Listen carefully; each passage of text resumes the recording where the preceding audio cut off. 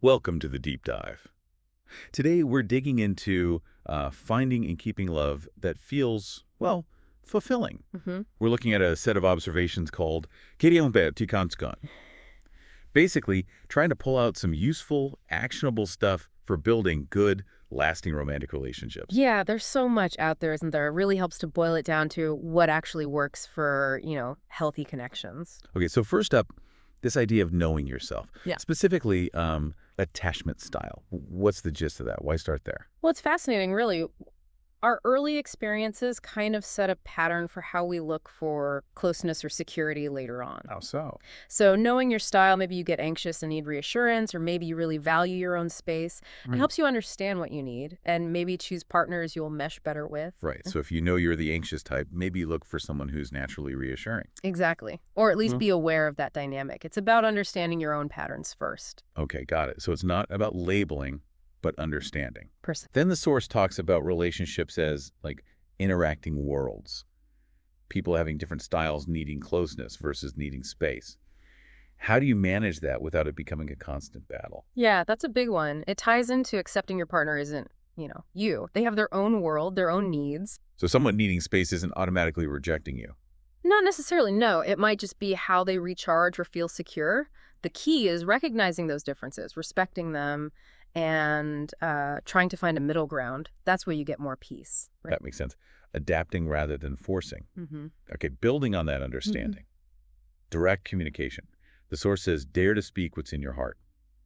Sounds simple, but why is it often so difficult? Well, it's vulnerable, isn't it? Sharing what you really need or feel. There's that fear of maybe rejection or conflict. Sure. But bottling it up or making assumptions about what your partner thinks or feels, Mhm. that usually does more harm. Being direct, even when it's scary, gives your partner a real chance to meet you there.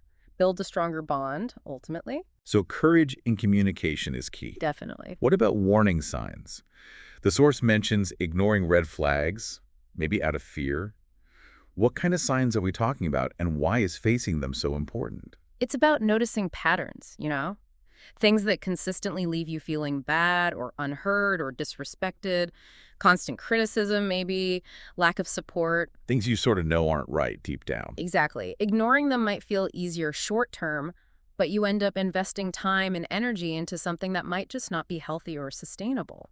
So facing problems early is actually constructive. Yes, it's about valuing yourself and your future happiness. It helps you move towards something more stable. Okay. Then there's authenticity. Don't change yourself to make someone love you. This seems huge. Why is being yourself so crucial? Well, think about it. If you're pretending to be someone you're not, how can you build a genuine connection? It's exhausting, for And one. unsustainable, probably. Right. The idea is that real love accepts you, flaws and all. When you're authentic, you attract people who value the real you. You don't lose yourself in the process. Being truly seen for who you are. That's the goal. Okay, last point, and it's kind of counterintuitive. Prioritizing peace over excitement. Lasting love feels safe, secure, not like a constant drama.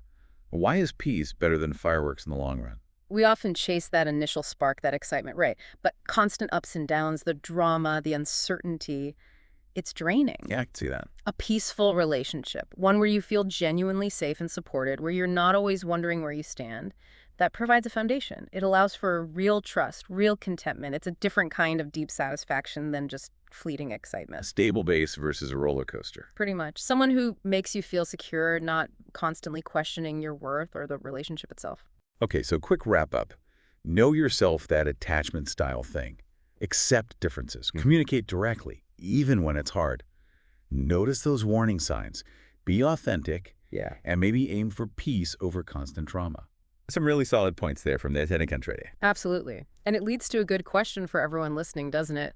Which of these ideas really hits home for you? Reflecting on that, on your own experiences, that can be a really useful starting point. Yeah.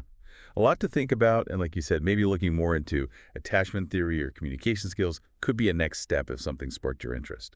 Thanks for this deep dive today. My pleasure.